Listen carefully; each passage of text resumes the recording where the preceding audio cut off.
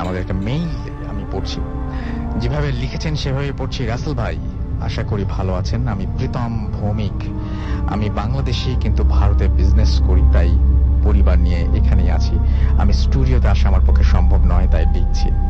ঘটনাটি ভালো লাগলে পড়ে শোনাবেন। আজ একটি ঘটনা শেয়ার করতে চাই, আমার জীবনকে একেবারে বদলে দেয়। ঘটনাটি ঘটে 2014 এপ্রিলে।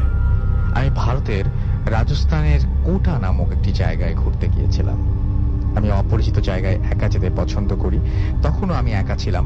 এয়ারপোর্ট থেকে একটি গাড়ি ভাড়া করে কোটার জন্য রওনা হই। হাইওয়ে ধরে বেশ কিছু দূর যাওয়ার পর ড্রাইভার একটি শর্টকাট রোড দিয়ে যাওয়ার জন্য বলে। রাত 11টার ওপর হবে তখন, আর হাইওয়ে দিয়ে গেলে বেশি দেরি হয়ে যাবে বলে শর্টকাটটি নিতে বলি। But it was my bad luck যে শর্টকাট রোড দিয়ে আধ ঘন্টা চলে গাড়িটি থেমে যায়। সকালের ঠিক আগে ঠিক হওয়ার কোনো উপায় নেই বলে আমি আবার হাইওয়ের দিকে হাঁটতে থাকি। কিন্তু আমি প্রায় 15 কিলোমিটার দূরে ছিলাম হাইওয়ে থেকে। আশেপাশে ছিল না কোনো জনবসতি। একটা ফ্ল্যাশ লাইটের আলোতে হাইওয়ের দিকে আমি হাঁটছিলাম। আমার জন্য এটা নতুন কিছু ছিল না। এর আগেও এমন সিচুয়েশনে আমি পড়েছি, বাট ওই রাতে আমি নর্মাল কিছু ফিল করতে থাকি। আমি ফিল করি আমার পেছন পেছন বেশ কিছু মানুষ এগিয়ে আসছে। ভয় লাগছিল, কিন্তু সাহায্য পাওয়ার আশা নিয়ে পেছনে ফিরলাম। কাউকে দেখতে পেলাম না, বাট একটু আগেও কিছু মানুষ আসার সাউন্ড পেয়েছিলাম। সাহস নিয়ে আবার সামনে ফিরে হাঁটতে থাকলাম। সাথে সাথে পেছন থেকে সাউন্ড পেতে থাকে। আমি থেমে যাই। আমি ফিল করি বেশ কিছু মানুষ আমার দিকে এগিয়ে আসছে এবং তাদের শব্দ পেলাম। তাদের সাথে আজব এক গন্ধ। আমি একেবারে স্থির হয়ে গিয়েছিলাম। এবং আমি বুঝতে পারছিলাম না যে কি করব। একটু পর সাহস করে পেছনে ফিরে তা দেখে আমার হার্ট অ্যাটাক হবার মতো অবস্থা হয়েছিল। আমি দেখি কিছু কালো কাপড় পরা মানুষ, তাদের চারপাশে অদ্ভুত বেগুনি আলো, আর এদের পা নেই। বলতে গেলে এক প্রকার বাতাসে ভাসছিল তারা। মুখ ছিল কালো কাপড় দিয়ে মোড়া। বুঝতে পারলাম সুপার ন্যাচারাল কিছু হবে। আমি আর কিছু ভাবছিলাম না। আমি সামনে ফিরলাম এবং দৌড়ানো শুরু করলাম। আমার মনে হচ্ছিল এরাও পিছু পিছু আসবে। সাডেনলি সামনে আলো দেখতে পাই। এটা একটা হোটেলের সাইনবোর্ড, আর সামনেই একটি হোটেল। আমি আরো জোরে দৌড়াতে থাকি। গলা শুকিয়ে কাঠ হয়ে গিয়েছিল আমার, বাট থামার কোনো চিন্তাও করিনি। গোল ছিল, আমার লক্ষ্য ছিল যে যেভাবে হোক হোটেলে পৌঁছাতে হবে। শেষ পর্যন্ত হোটেলে পৌঁছে ফ্লোরে বসে পড়লাম। কথা বলার সাহস ছিল না। এরপর কিছু হোটেলের স্টাফ আমার দিকে আসলেন, আমাকে নিয়ে বসলো এবং এক গ্লাস পানি দিল। আমি কিছুটা নর্মাল হলে হোটেল স্টাফদের দিকে তাকাই। আমার জীবনের সবচেয়ে ভয়ঙ্কর মোমেন্ট ছিল এটি, যাদের থেকে বাঁচতে চেয়েছিলাম আমি সকল শক্তি দিয়ে দৌড়ে হোটেলে আশ্রয় নিলাম। এটা যেন সেই তাদেরই আস্তানা যাদের আমি হোটেলের কর্মী ভেবেছিলাম। তারা আসলে মানুষই ছিল না। সকলে ছিল কালো কাপড় পরিহিত। এদের কারো পা ছিল না।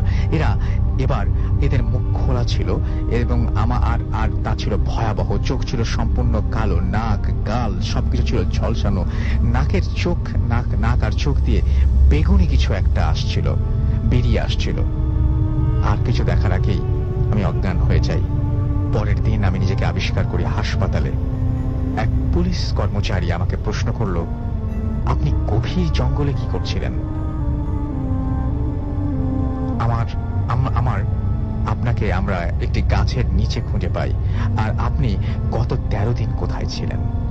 আপনার বন্ধু ও পরিবার আপনার সাথে কোনো যোগাযোগ করতে পারেনি গত 13 দিন।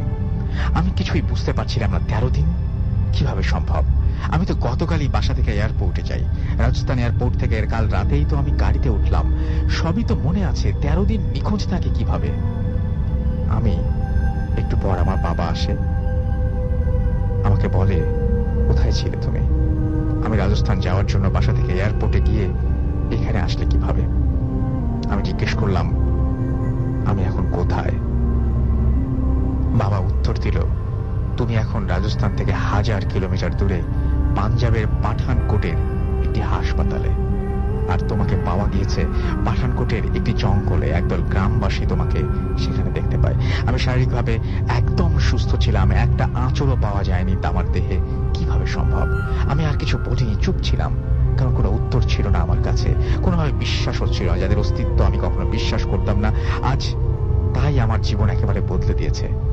সেই 13 দিনের মাথায় আমি সেই 13 দিনের রহস্য এখন আমি জানতে পারিনি, যা আমাকে সম্পূর্ণ অন্য মানুষ বানিয়ে দিয়েছে, বদলে দিয়েছে আমার সবকিছু। এই 13 দিন আমার জীবনের ঘটনাটি কাউকে ঠিক ভাবে শেয়ার করিনি, বাট আজ সবার সাথে আমার জীবনের মুছে যাওয়া 13 দিনের ঘটনা শেয়ার করছি। আর আপনি দেখেননি বলে তারা নেই ভাবা একেবারেই ঠিক না, তারা আছে। আজ না হয় কাল আপনি এদের দেখা পেয়ে যেতে পারেন। এটাই ছিল ঘটনা।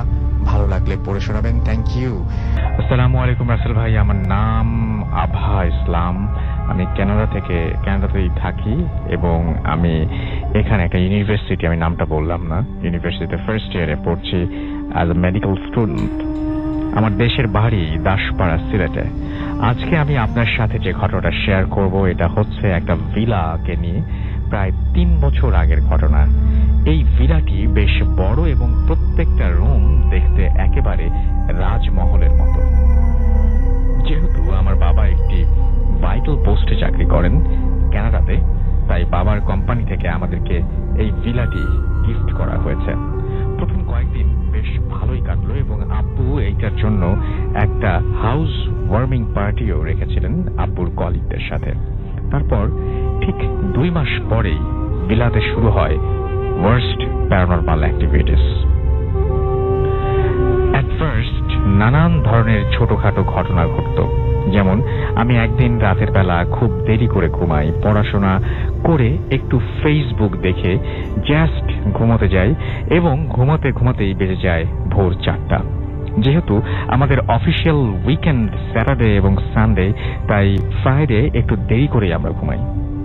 হঠাৎ আমার ঘুম ভেঙে যায় এবং ঘড়িতে দেখি ভোর 4:30। আমি ওয়াশরুমে যাই এবং আমি আমার মিররে দেখি আমার রিফ্লেকশন, কিন্তু আমার রিফ্লেকশনের মধ্যে দেখতে পাই যে আমার পেছনে একটা মহিলা, খুবই ফর্সা, এত ফর্সা মহিলা যে এত ফর্সা মহিলা তো আমি আজ পর্যন্ত দেখিনি।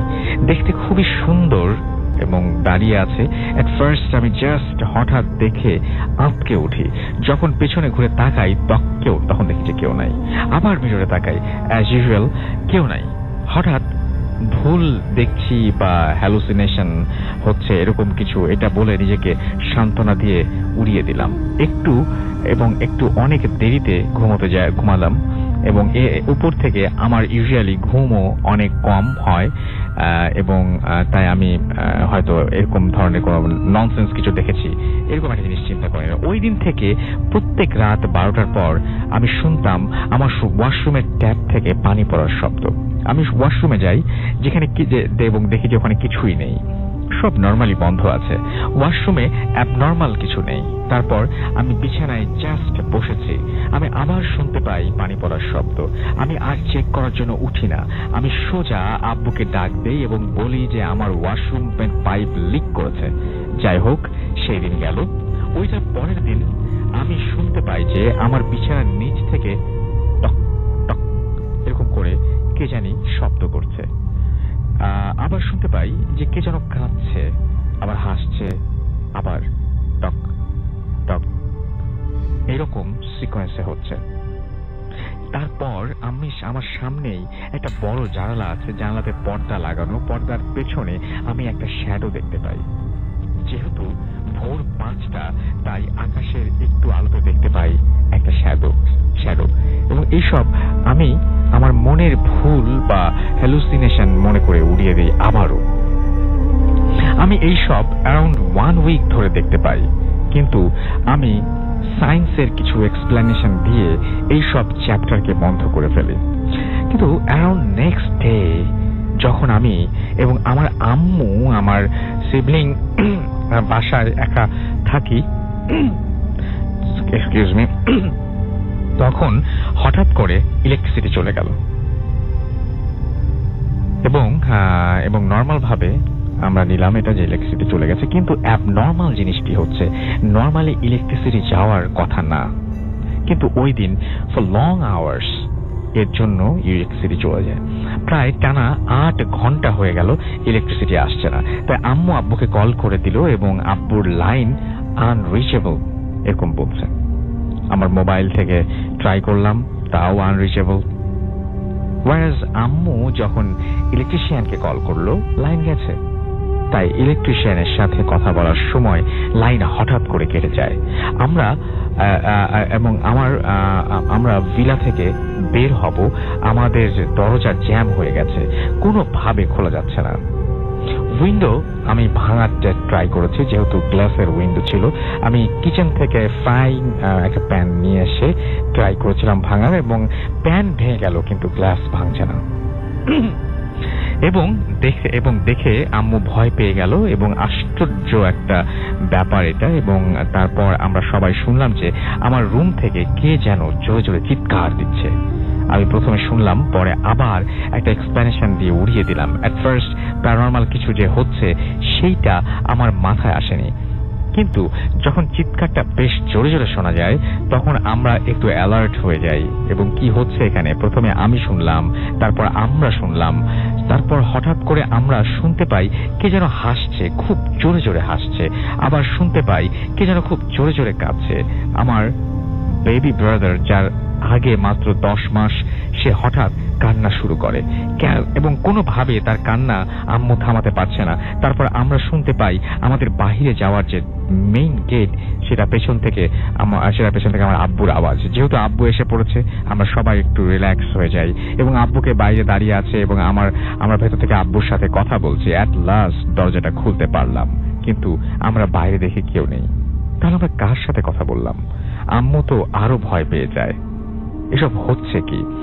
কিন্তু আম্মু যখনই আমাদেরকে বলল বাসা থেকে বের হতে হবে, হঠাৎ আম্মুর ফেসে একটা আননোন এবং ইনভিজিবল একটা এন্টিটি আম্মুকে চড় মারলো। এবং বিলিভ করবেন না রাসেল ভাই, আম্মুর ফেসটা 10টা আঙুলের ছাপ ছিল এবং একটা সাইডে, এবং আম্মু সেই চটটা খেয়ে সেই চটটা মেরে জাস্ট বাসার ভেতরে ছুঁড়ে ফেলে দিল। এন্ড যেহেতু আম্মুর কোলে আমার ভাই ছিল, আম্মুকে যখন ছুঁড়ে ফেলা হয় আম্মু সেন্স হারিয়ে ফেলে, কিন্তু আমার baby brother on the spot সে মারা যায়। তারপর আমি আমার মোবাইল থেকে ইমার্জেন্সি নাম্বার 911-এ কল দেই। যতবার কল দেই রং নাম্বারে চলে যায়, যেটা হওয়ার কথা না এবং ইম্পসিবল।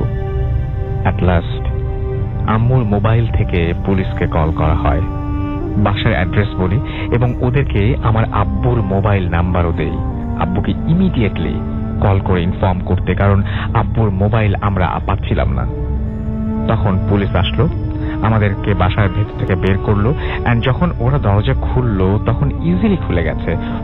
আমরা যতবার ট্রাই করেছি ততবারই দরজা খুলে নাই। এন্ড অলসো আমি যখন ফ্রাইং প্যান নিয়ে গ্লাস ভাঙার ট্রাই করেছি সেটাও ফেল করেছিলাম।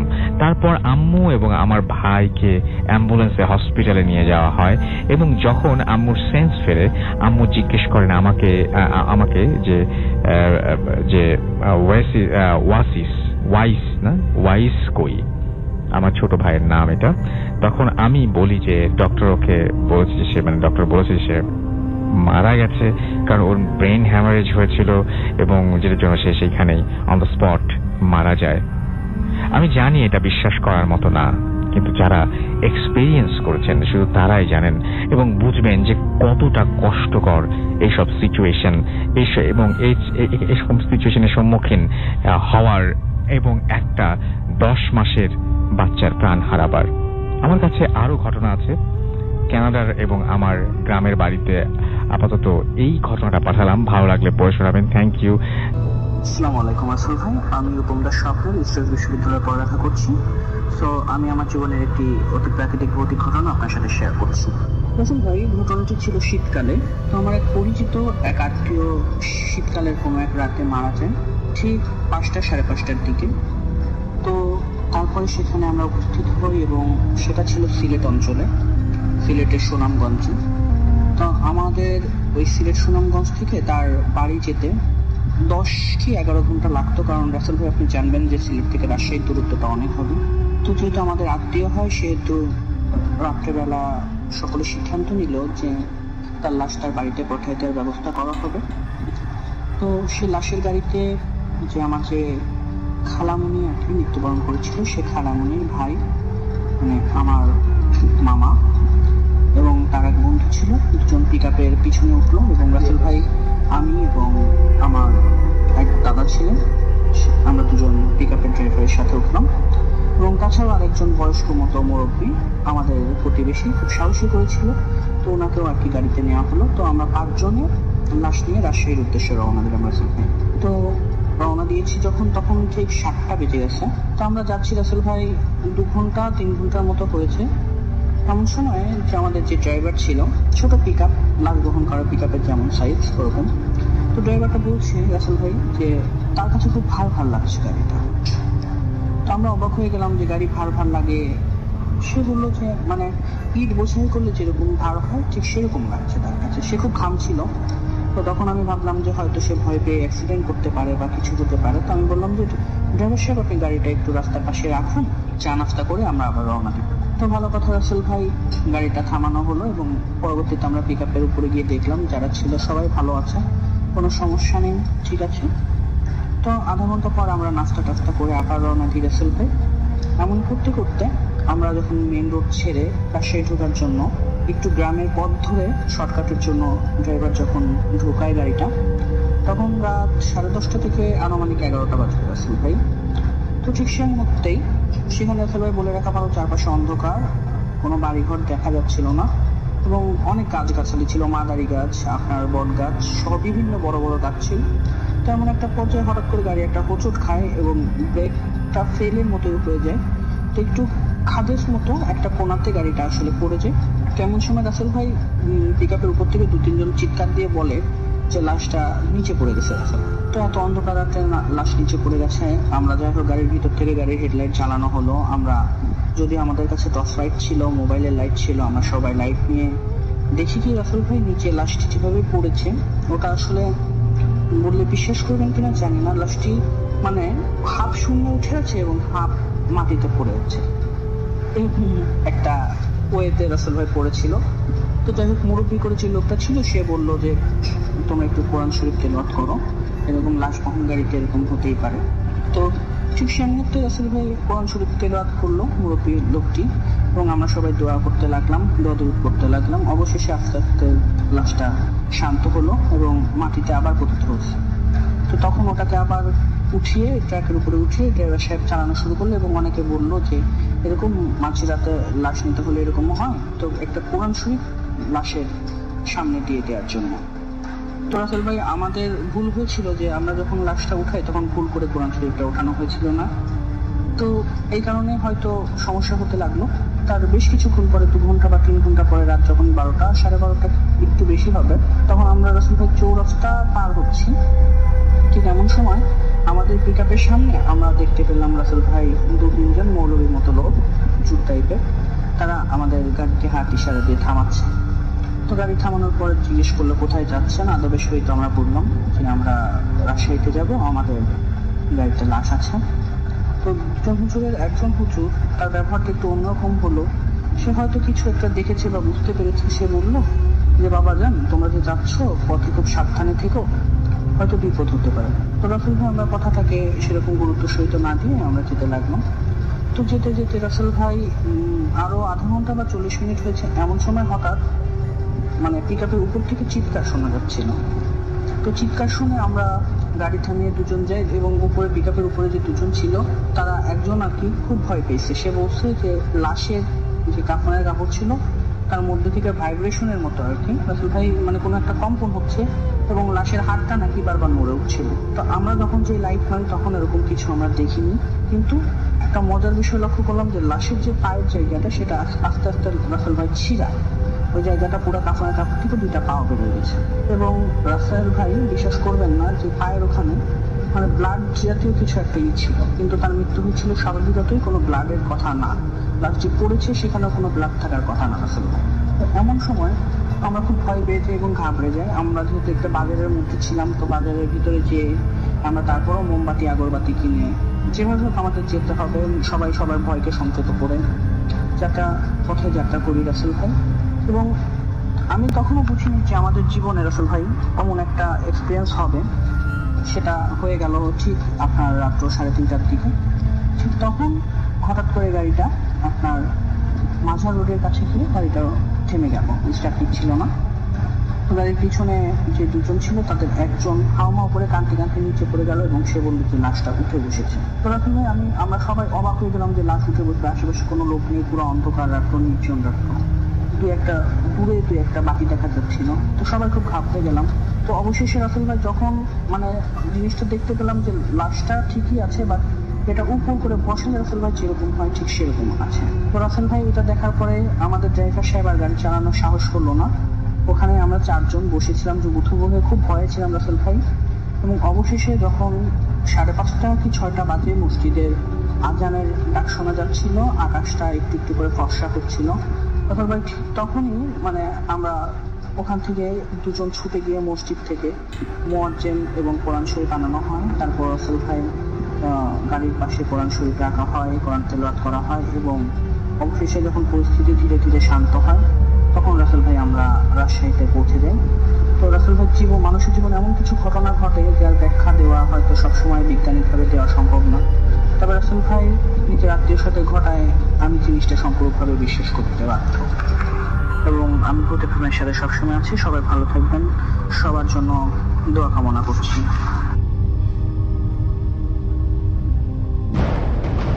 ভূত FM, the night comes alive. এবং সেই ইমেলটি তিনি যেভাবে লিখেছেন সেভাবেই পড়ছি।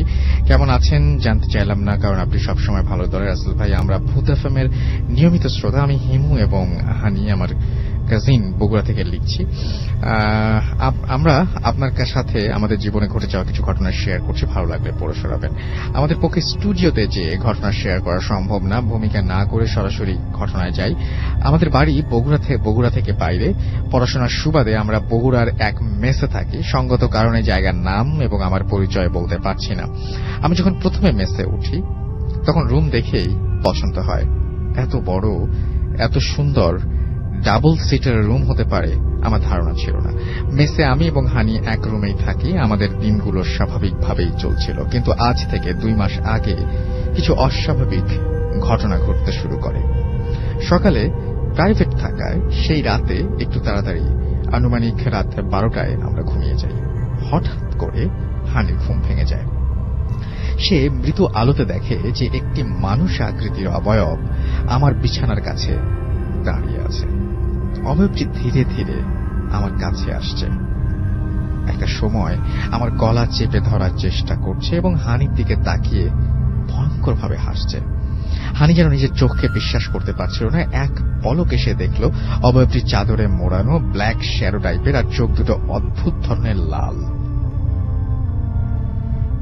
সে এসব সহ্য করতে না পেরে চিৎকার করতে চেষ্টা করলো, কিন্তু ওর গলা থেকে আওয়াজ বের হচ্ছিল না। ঘটনাটা এখানে শেষ হলে ভালো হতো, কিন্তু এরপরে হানি দেখলো যে অবয়বটি ওর শরীরের ভেতরে 1 সেকেন্ডের মধ্যে ঢুকে গেল।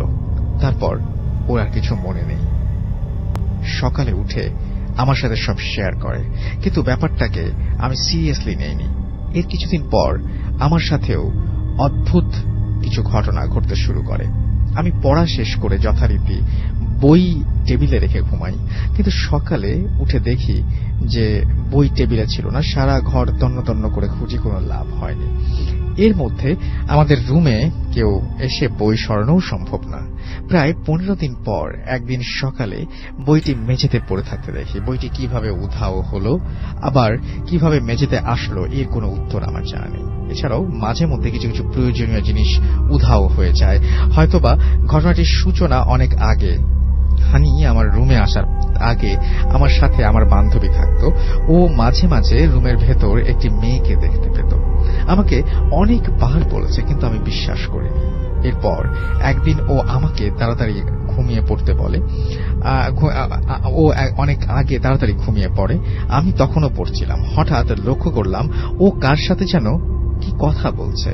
পরের দিন সকালে ওকে জিজ্ঞেস করায়, ও কিছু বলেনি, শুধু বলেছে এ রুমে কিছু না কিছু সমস্যা আছে, ও আর এখানে থাকতে পারবে না, এরপর মেস পাল্টায়।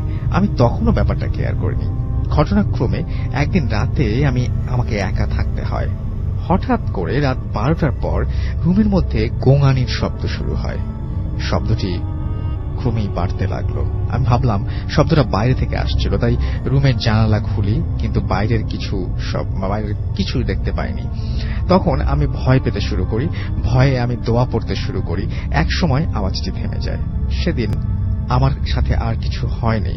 সকালে উঠে দেখি রুমের দেয়ালে মানুষের হাতের ছাপ। রুমে তো আমি ছাড়া আর কেউ ছিল না। তাহলে এই হাতের ছাপগুলো কার ছিল? এরপর থেকে রুমের মধ্যে আমরা ছাড়াও অন্য কারো অস্তিত্ব বুঝতে পারি, কিন্তু দেখতে পাই না। রুমের মধ্যে কারো হাঁটার শব্দ শুনতে পাই। বাথরুমেও টুপটাপ কারো গোসলের শব্দ পাই, কিন্তু বাথরুমে গেলে কেউ নেই।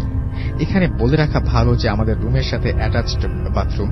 আমরা রুম গুছিয়ে বাইরে গেলেও এসে দেখতে পাই রুমটি অগোছালো হয়ে আছে। আমরা লক করে বাইরে যাই। আর রুমের চাবি শুধু আমাদের দুজনের কাছে আছে, তাই অন্য কারো পক্ষে সম্ভব না যে রুমে এসে রুম অগোছালো করবে।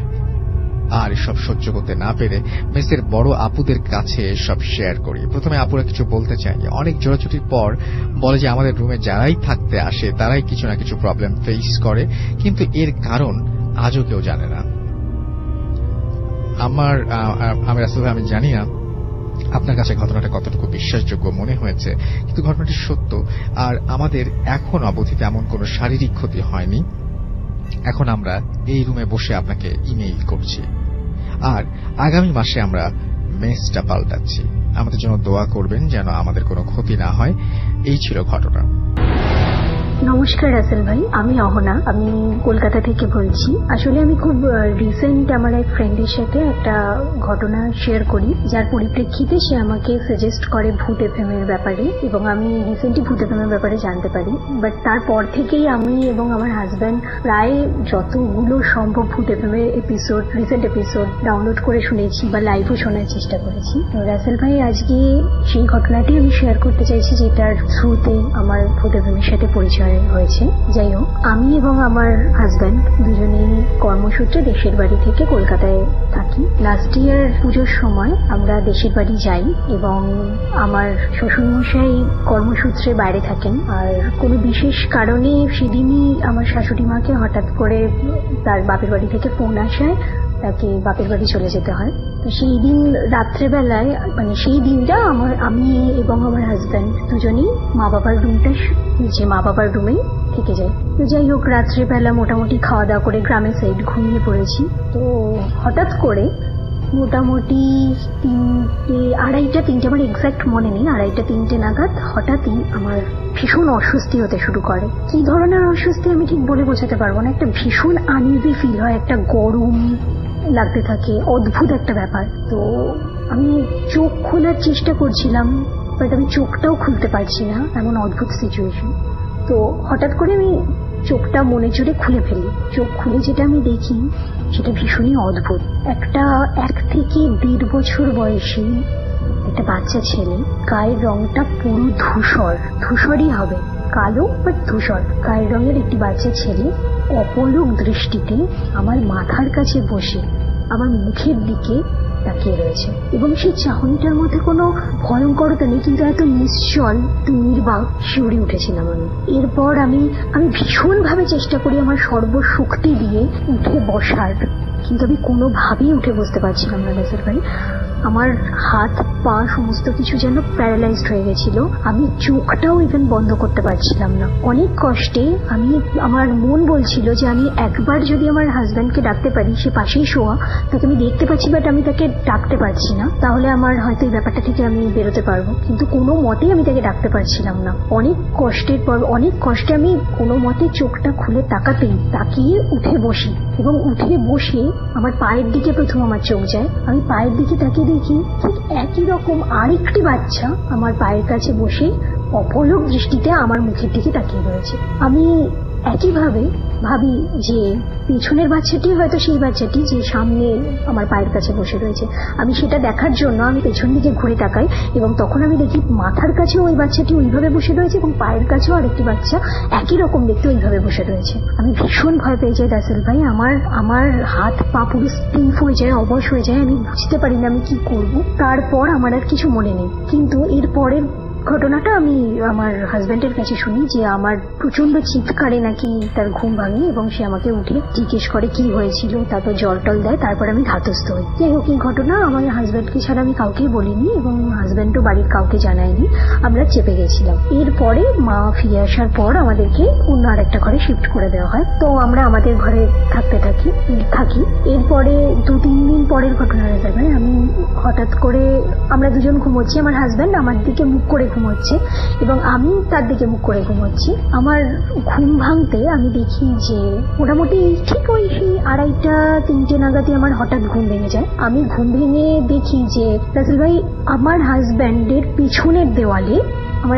পেছনের দেওয়ালে হঠাৎ করে আমি আবিষ্কার করি একটা দেওয়াল ঘড়ি, যে দেওয়াল ঘড়িটা আগে থেকে ছিল না। সেই দেওয়াল ঘড়িতে 3টে বেজে রয়েছে। আমি নাইট ল্যাম্পের আলোয় দেখি 3টে বেজে রয়েছে। আমি অবাক হয়ে যাই দেওয়াল ঘড়িটাকে দেখি এবং আমি চেষ্টা করি দেওয়াল ঘড়িটার দিকে কনসেন্ট্রেট করতে, কি করে এলো। তো আমি হঠাৎ ভালো করে তাকাতে দেখি ওই 3টের কাঁটাটা ওই সেই দুটো বাচ্চা ছেলের বডি দিয়ে তৈরি। বডিটা এমন ভাবে জড়িয়ে রয়েছে যেন ঘড়ির 3টে কাঁটা। আমি প্রচন্ড ভয়ে শিউরে উঠি এবং আমি চেষ্টা করি যে কিছু বলার, আমার হাজবেন্ডকে ডেকে দেখানোর, কিন্তু সেই চেষ্টা আমার বৃথা যায় কারণ আমার বডি পুরো স্টিফ হয়ে যায়। তারপর আরো যেটা আমি দেখি, হঠাৎ করে দেখি যে ওই ঘড়ি থেকে কিছু একটা বেরিয়ে আসছে এবং ভালো করে লক্ষ্য করতে দেখি যে সেটা ওই বাচ্চা ছেলে দুটোর হাত। আমার হাজবেন্ডের ঘাড়ের দিকে তারা হাতটা বাড়িয়ে আসছে। তখন রাসেল ভাই আমি প্রচন্ড মনের জোরে, প্রচন্ড শক্তিতে জোরে চিৎকার করে উঠি, আমার হাজবেন্ডকে ধাক্কা দিয়ে দিই এবং তখন সে উঠে আমাকে জিজ্ঞেস করে, লাইট জ্বালে এবং আমাকে জিজ্ঞেস করে কি হয়েছে। আমি পেছন দিকে ঘুরিয়ে তাকে ঘড়িটা দেখাতে গিয়ে দেখি সেখানে কিছুই নেই, ঘড়ি তো ছিলই না, এখনো নেই। তো আমি যথেষ্ট এই ঘটনার পর যথেষ্ট ভয় পেয়ে যাই এবং আমি আর বাড়িতে থাকতে চাই না, আমি ফেরত আসতে চাই কলকাতায়। তখন আমার হাজব্যান্ড, পরে আমি আর আমার হাজব্যান্ড মিলে আমার শাশুড়ি মার কাছে ব্যাপারটা শেয়ার করতে, শাশুড়ি মার কাছ থেকে যেটা জানা যায় সেটা মা বলেন যে আমার হাজব্যান্ডের আগে আমার মায়ের মিসক্যারেজ হয়েছিল এবং কিছু বাচ্চা মারাও গেছে জন্মানোর পর, 2-3টে বেবি, তার মধ্যে একটা টুইন বেবিও ছিল। তো মেবি মায়ের ধারণা যে তারাই আমাকে দেখা দিয়েছে বা তাদেরই কিছু একটা ব্যাপার। তারাই মোটামুটি যখন মারা যায় তখন তাদের এজ ছিল ওই 1.5 বছর মতো। তো এটাই আমার ঘটনা রাসেল ভাই, যদি আপনার ভালো লাগে অবশ্যই শোনাবেন। নমস্কার। Bhoot FM, the night comes alive. যাই হোক, যেভাবে লিখেছেন আমি সেভাবে পড়ছি। হ্যালো রাসেল ভাই, আশা করি ভালো আছেন। শুরুতে আমি সকল শ্রোতাকে আমার সালাম জানাই। আমি বাংলাতে খুব দ্রুত টাইপ করতে পারি না, তাই অনেক সময় নিয়ে এই ঘটনাটা লেখা। আমার নাম সাজ্জাদ, আমি স্কটল্যান্ডে থাকি। আজ আমি যে ঘটনাটি বলবো তা এক বন্ধুর সাথে ঘটে যাওয়া। ঘটনাটি অদ্ভুত লাগলেও পুরোটা সত্য এবং এখন আমার ফ্রেন্ড কিছু অদ্ভুত বাস্তবতার শিকার হচ্ছে। আমার এই ঘটনা আসলে ওইজা বোর্ড, আপনারা ওইজা বোর্ডের নাম শুনেছেন এবং সেই ওইজা বোর্ড যেটাতে প্ল্যানচেট করা হয় সেই ওইজা বোর্ড নিয়ে, এবং সেই ওইজা বোর্ডের এক বন্ধু ঘটনাটা আমাকে বলেছিল এবং এখন খুবই দুশ্চিন্তায় সে আছে এবং আমি আগে একটু ওইজা বোর্ডের বিবরণটা দিতে। আসলে ওইজা বোর্ডটি হলো একটা গেম যেটার মাধ্যমে আপনি সোলদের সাথে সরাসরি কথা বলতে পারবেন। এটা খুব আমি বলে দিই আপনাদের, এটা খুব চারকোনা একটা জিনিস, অনেক শেপেরও হয় অনেক সময়। এবং এই গেমটাতে আসলে বেসিক্যালি এখানে আপনার কতগুলো অপশন থাকে, ইয়েস নো থাকে, A to Z আপনার সেই অ্যালফাবেট গুলো থাকে এবং কিছু নাম্বারস থাকে, হ্যালো গুড বাই এরকম টাইপের জিনিসপত্র কিছু থাকে। তো যাই হোক, এই বোর্ডটা দিয়ে অনেকে প্ল্যানচেট করে অনেকে বলেন যে আত্মা নামানো যায়, তো সেটা নিয়ে ঘটনা। এবং তিনি লিখছেন যে আমার বন্ধু ইথান প্যারানর্মাল ব্যাপারে খুবই আগ্রহী এবং সে সবসময় অনেক মুভি অথবা রিয়েলিটি শো, যার মাধ্যমে ঘোস্ট অ্যাডভেঞ্চার শোটা অন্যতম। একদিন তিনি ওইজা বোর্ড নিয়ে খেলবে এবং তার 2 বন্ধু ম্যাক্স এবং থমাস তাদেরকে ব্যাপারটা জানালো। এবং কিন্তু এই কথাটা তাদের পরিবারের কেউ না জানতে পারে, তাই ব্যাপারটা গোপন রাখলো। ম্যাক্সদের একটা পুরনো বাড়ি ছিল এবং তারা ওই বাড়িটির মধ্যে খেলার প্ল্যান করে ফেললো। একদিন রাতে তারা কাউকে কিছু না বলে ওই বাড়িটিতে চলেও গেল এবং যেটা হলো সেটা হচ্ছে তারা কিছু মোমবাতি এবং ওই বোর্ড নিয়ে বাড়ির মধ্যে প্রবেশ করলো। ম্যাক্স তাদের মানে ভিতরে ঢুকে মোমবাতিগুলো আনলো এবং একটা ভুতুরে পরিবেশ তারা তৈরি করলো এবং খেলার শুরুতেই প্ল্যানচেট করে তারা আঙুলকে দিয়ে তারা জিজ্ঞেস করলো, is anyone here, please give us a sign. এরপর অর্থাৎ কেউ যদি থাকেন আশেপাশে তাহলে আমাদেরকে সাড়া দিন বা আমাদেরকে বুঝান যে আপনি আছেন, এরকম কোনো একটা কিছু। প্রায় 5 মিনিট কোনো সাড়া পাওয়া গেল না। ম্যাক্স যখন একই কোয়েশ্চেন আবারও করলো, is anyone here, please give us a sign, তখন প্ল্যানচেটটা মুভ করলো, ইয়েস এর মধ্যে চলে গেল এবং তারা একে অপরকে দেখে গেল। তারা ভাবতে লাগলো যে হয়তো তাদের মধ্যে কেউ ফান করছে, কিন্তু একে অপরকে প্রশ্ন করার পর তারা আবারও জানতে পারলো না এখানে কারো উপস্থিতি আছে। ম্যাক্স জিজ্ঞাসা করলো, হোয়াটস ইউর নেম। প্ল্যানচেটে আবার শোনা শুরু করলো এবং এই এবং 2টি ওয়ার্ডের মধ্যে একই জায়গায় বারবার ঘোরাফেরা করতে লাগলো। 20 বার নড়লো পুরোপুরি এবং ওয়ার্ড দুটি ছিল ZO এবং সেটার মানে পড়লে যেটা হয় সেটা হচ্ছে জোজো এবং জোজোর মতোই তারা জিজ্ঞেস করলো, are you male of female. তুমি ছেলে নামে জিজ্ঞেস করার সঙ্গে সঙ্গে প্ল্যানচেটটা ঘুরে এই মেয়ে চলে গেল, অর্থাৎ সে বুঝালো যে সে মেল। তারপর জিজ্ঞাসা করা হলো, give us a sign cause I don't believe you, show yourself. অর্থাৎ ওরা বিশ্বাস না করে বললো যে তোমাকে দেখতে চায়। হঠাৎ প্ল্যানচেট বোর্ডটা ওপরে খুব জোরে ঘুরতে লাগলো, কারণ তাদের আঙুলটা রাখাও খুব কষ্ট হয়ে গেল, এরকম একটা অবস্থায় তৈরি হলো। ঠিক সেই সময় তাদের ওপরের রুম থেকে শব্দ শোনা গেল। হঠাৎ সমস্ত আসবাবপত্রগুলো একে একে পড়ে যেতে শুরু করলো। তারা সবাই অনেক ভয় পায় এবং একই রকম ভাবে তারা ঘর থেকে পালিয়ে গেল এবং কথাটা গোপন রাখার পরামর্শ দিল তারা সবাইকে। যেহেতু তারা পুরো মানে ঘরটা খুলেই এসে পড়লো, তাই তারা ভাবলো সকাল এবং পুরো ঘরটা খুলেই এসে পড়লো, তাই তারা ভাবলো যে খুব সকাল একসাথে গিয়ে ডোরটা লাগিয়ে দিয়ে আসবে। পরের দিন তারা ভোরে ঘরটা লাগাতে যায় এবং ইথান ঘর থেকে বোর্ডটা নিয়ে আসতে যায়। যখন ভিতরে গেল তখন তারা অবাক হয়ে গেল। ঘরের ভেতরে সব জিনিসপত্রগুলো ঠিকঠাক ছিল, বাট মানে সবকিছু মানে একদম নর্মাল এবং প্রতিটি জিনিস সুন্দর করে সাজিয়ে রাখা। আর দেরি না করে ঘর থেকে তারা বেরিয়ে এলো। ঘটনাটি জানতে চাইলে ঘটনাটি এখানে শেষ হতে পারতো হয়তো, বাট সেটা ভয়াবহ রূপ ধারণ করলো। 2-3 দিন কোনো কিছুই হলো না, বাট তারপর ইথান রাতের বেলায় খুব ভয় পেত এবং ম্যাক্স এবং সেই দেখলো যে কেউ একজন ম্যাক্সকে ভীষণভাবে মারছে, মনে হচ্ছিল যে হ্যামার দিয়ে তার মুখে আঘাত করছে, কিন্তু এই কথাটা সে কাউকে জানায় না, ভাবলো যে খারাপ স্বপ্ন। পরের দিন একটা কল আসলো ম্যাক্সের বাড়ি থেকে এবং কলটার পেয়ে সে অবাক হয়ে গেল। ম্যাক্সদের বাড়িতে গেল এবং দেখতে পেল যে বাড়িতে অ্যাম্বুলেন্স দাঁড়ানো, 2টি পুলিশের গাড়ি, অ্যান্ড সাথে তার আব্বু আম্মু কান্নাকাটি করছে। সে জানতে পারলো যে ম্যাক্সকে অনেক মারধর করে এবং মুখে একটা ভীষণ আঘাতের দাগ কে জানো, এবং সেটা কে যেন মারধর করে।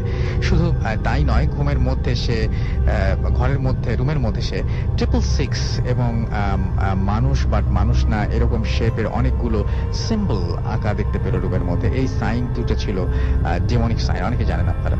এবং কিছুদিন পর ম্যাক্সের অবস্থা ভালো হলে ইথান তার সাথে দেখা করতে যায় এবং বাড়িতে যায় সেখানে, এবং ওই দিন রাতে ঘটনাটি নিয়ে সে জানতে পারলো যে প্যারেন্টস তাকে বাসায় রেখে বাইরে যায় এবং মাঝরাতে ঘুম ভাঙে কোনো এক কারণে এবং সে শব্দ শুনতে পারে যে কে যেন তার ঘরে অনেক শব্দ করছে। উঠে বাইরে গেলে একটা অদ্ভুত খুব উঁচু ব্ল্যাক শ্যাডো দেখতে পায়। সেই শ্যাডো তার রুমে ঢুকে যায় এবং সে তার মোবাইলে ট্রাই করে, কিন্তু মোবাইলের সেই সময় লো ব্যাটারি দেখাচ্ছিল, বাট মোবাইলটি ছিল ফুল চার্জ দেওয়া ছিল।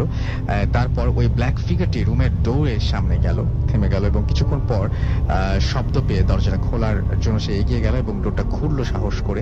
সে দেখলো একজন মানুষ, সে তাকে কখনো দেখেনি আগে। সে হঠাৎ খুব তাকে মারতে লাগলো এবং এক পর্যায়ে সে জ্ঞান হারিয়ে ফেলে। তারপর তাকে হসপিটালে নিয়ে যাওয়া হয়। আশ্চর্য হলেও সত্যি যে ওই লোক চোর ছিল না, ইভেন সিসিটিভি ক্যামেরাতেও কাউকে আসতে বাজেতে দেখা যায়নি। তাহলে এই লোকটি কে ছিল আর কে ওকে মারলো? আজকে মানে এটা এখনো পর্যন্ত রহস্য। এবং তারপরে তিনি লিখেছেন যে আমার কাছে আরো কিছু ঘটনা আছে, আর একদিন বলবো, এবং বাংলা টাইপ করতে খুব সমস্যা হচ্ছিল। সবাইকে আবারও সালাম জানাই, and thank you very much. চমৎকার। হ্যালো, নমস্কার। আমি কলকাতা থেকে বলছি। তো আমি এই যে গল্পটা আমি শেয়ার করতে চলেছি সেটা আমার একটা বন্ধুর কাছ থেকে শোনা। আমি এখানে একটা সফটওয়্যার ইঞ্জিনিয়ারিং ফার্মে জব করি। তো সেই সূত্রেই সেই বন্ধুর সঙ্গে আমার আলাপ হয়েছিল এবং তার থেকে এই ঘটনাটি আমি শুনেছি। তো এই ঘটনাটি হচ্ছে যে মানে যখন আমি শুনেছি তার থেকে মোটামুটি 9-10 বছর আগের ঘটনা, যখন সেই ছেলেটি ক্লাস 11-এ ছিল এবং ও তার মানে বাড়িতে বাবা মার সঙ্গে যেখানে থাকতো আর কি, সেখানকার একটা ঘটনা। তো সেই ছেলেটি থাকতো ব্যারাকপুরে। ব্যারাকপুর হচ্ছে কলকাতার আউটস্কার্টে একটা টাউন বলতে পারেন। ওখানে রেলের আবাসনে, রেল কোয়ার্টার, ওখানে সেই ছেলেটি থাকতো। ওর বাবা রেলে জব করতো। তো এই আবাসনটা যেটা ছিল তার থেকে খানিকটা সামনে গেলেই পরে Barrackpore trunk road, that is highway. তো এই কোয়ার্টারের মোটামুটি সিকিউরিটি ব্যবস্থা এমনই ছিল যে মানে বাইরে থেকে যে কেউ ভেতরে ঢুকতে পারতো না। তার জন্য মানে ওখান থেকে মানে সিকিউরিটির কাছে অ্যাপ্লিকেশন দিয়ে ভেতর থেকে কেউ এসে যদি এসকর্ট করে নিয়ে যায় তাহলেই ঢুকতে পারতো। এরকম টাইপের একটা সিকিউরিটি সিস্টেম ওখানে মানে ছিল বা আছে এখনো। তো সেখানে সেই রেলের কোয়ার্টারে আবাসিক মোটামুটি ফ্যামিলি বলতে গেলে 50-60 এরকম মানে এতগুলো ফ্যামিলি থাকে আর কি, অনেকগুলো ব্লক, অনেকগুলো বিল্ডিং কোয়ার্টার এরকম। তো সেখানে তাদের সঙ্গে আরেকটা মানে আরো দুজন থাকতেন। তারা হচ্ছে একজন মহিলা, উনি বাড়ি বাড়ি কাজ করে বেড়াতেন। মোটামুটি ওখানে 4-5টা বাড়িতে উনি মানে রান্নার কাজ, উনি ঘরের এমনি মানে ঝাড়পোছের কাজ, ওই ধরনের কাজকর্ম উনি করতেন। তো উনি বহুদিন ধরে আছেন ওখানে। আর উনি হয়তো স্বামী পরিত্যক্তা বা মানে ওনার স্বামী মারা গেছে সেই বিষয়ে মানে ওই ছেলেটি কিছু জানতো না। অনেকদিন ধরে আছে, ওদের অভ্যাস হয়ে গেছে ওদের দেখে। তো সেই মহিলার একটি মেয়ে ছিল। সেই মেয়েটির 13-14 বছর বয়স সেই সময় যখনকার ঘটনা বলা হচ্ছে। সেই মেয়েটির মানসিক ভারসাম্য খুব একটা স্থিতিশীল ছিল না। তো এই মেয়েটিও এমনি এর কাজ একটু 5-4 মাস খাটাবে এরকম ধরনের কাজকর্ম করতো এবং এই মেয়েটিকে এবং ওর মাকেও মানে আবাসনের থেকে ফ্যামিলি থেকে মানে ওরা রেগুলার খাওয়া দাওয়ার ওরকম প্রোভাইড করতেন। মেয়েটিকে পার্টিকুলারলি মেয়েটি যে কোনো ঘর থেকে খাওয়ার চাইলে বা কিছু হলে, কোনো ঘরে খাওয়ার এক্সট্রা হয়ে গেলো তাহলে মেয়েটিকে দিয়ে আসতো, বা কোনো ঘরে অনুষ্ঠান বা কোনো কিছু হলেই মানে ওর মানে খাওয়া দাওয়ার কোনো অসুবিধা সেরকম ভাবে ছিল না। সবাই ওকে মানে যেহেতু ওর একটুখানি মানে মানসিক সমস্যা আছে, তো সেক্ষেত্রে সবাই ওকে মানে সহানুভূতির চোখেই দেখতো এই মেয়েটিকে। আর ওদের থাকার জন্য বা কোনো কিছু থাকার জন্য আলাদা করে একটা ছোট ঘর করে ওদের ব্যবস্থা করে দেওয়া হয়েছিল। সিঁড়ির নিচে একটা মোটামুটি একটা ঘর করে, যেখানে ওরা দুজনে থাকতো। আর মেয়েটা অন্য মানে অন্য বাড়িতেও থাকতো আর কি, অন্য ফ্যামিলির সঙ্গে কোনো সময় একটা কিছু একটা কাজকর্ম করলো রাতে দিয়ে, রাতের বেলাকে খাইয়ে শুতে দিল একটা জায়গায়, সেরকম একটা ব্যাপার।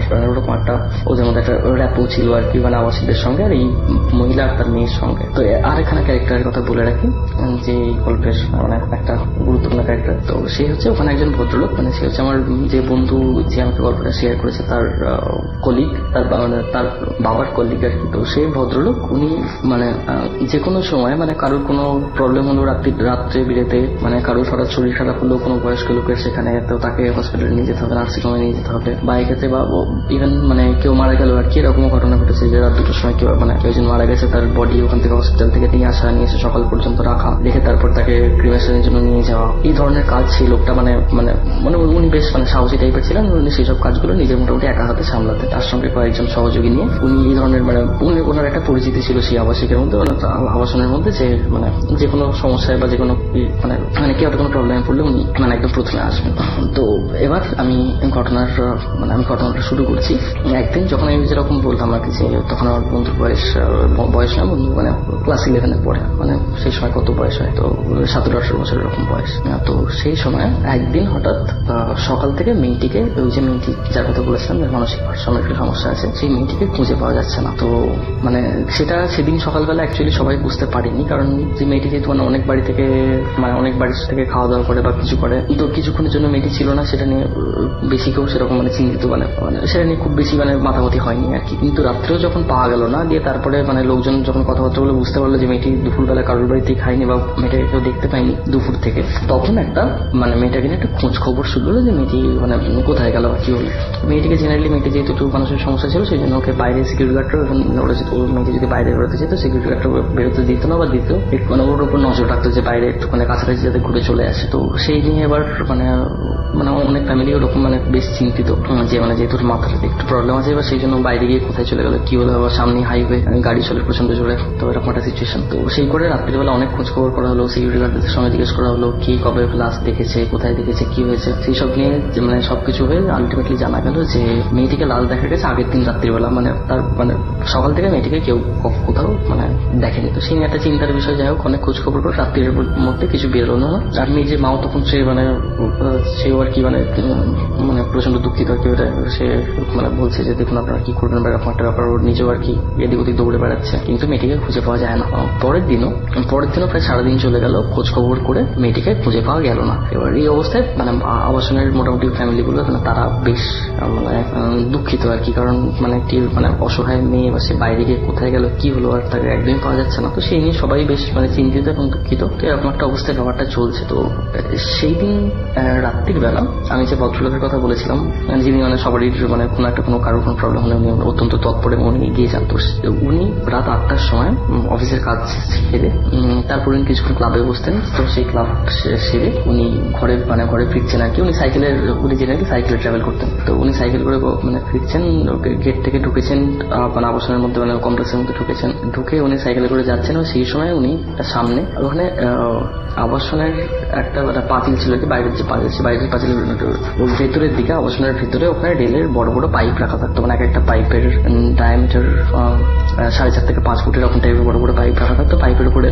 ছেলেপিলেরা বসে আড্ডা মারতো সন্ধ্যেবেলায় বা বিকেলবেলায়, অন্য লোকজন এসে বসতো, এরকম টাইপের একটা ব্যাপার। তো ওখানে উনি সামনে দেখছেন যে উনি যখন সাইকেল চালাচ্ছেন উনি খানিকটা সামনে দেখছেন যে একটা মেয়ে ওরকম একটা পাইপের ওপর বসে ফুপিয়ে কাঁদছে। তো সেটা দেখে উনি মেয়েটার সামনে গিয়ে দাঁড়ালেন, মানে সাইকেলটা নিয়ে মানে সাইকেলের উপর বসিয়ে আর কি ওখানে দাঁড়িয়ে উনি বুঝতে পারলেন যে এটি হচ্ছে সেই মেয়েটি। তো ওনার মানে উনি সঙ্গে সঙ্গে জিজ্ঞেস করলেন যে কিরে খুবই তুই কাঁদছিস কেন, এরকম একটা কিছু জিজ্ঞেস করেছেন। তো মেয়েটা তখনও আর কি মেয়েটা ওই মানে পাইপের উপর বসে মানে পা দুটো জড়ো করে পায়ের উপর হাত রেখে হাতের উপর মাথা রেখে আছে, আর তার চুলগুলো মুখের উপর পুরো পড়ে আছে, তার মুখটা দেখা যাচ্ছে না। এই অবস্থায় মেয়েটা ফুপিয়ে কেঁদে যাচ্ছে। তো উনি আরো 2-3 বার জিজ্ঞেস করলেন কিরে খুবই কি হয়েছে, তুই 2 দিন ধরে কোথায় ছিলিস, কোথায় গিয়েছিলিস, কি হয়েছে, তুই খাসনি 2 দিন ধরে, এখানে কেউ সবাই বলছে তুই খাসনি বা এরকম একটা অবস্থা। তো মানে এরকম যতই বলছেন তুই কি মানে সেই মেয়েটি আর মানে কোনো রিপ্লাই দিয়ে মানে কোনো উত্তর দিচ্ছে না। তো উনি ওনার বাঁ হাত দিয়ে, মেয়েটি ওনার বাঁ দিকে ছিলেন, উনি বাঁ হাত দিয়ে মেয়েটির মাথায় হাত রেখেছেন, মানে হাত রেখে বলার জন্য যে মানে কি বল আমাকে উত্তর দিয়ে এরকম কিছু একটা মানে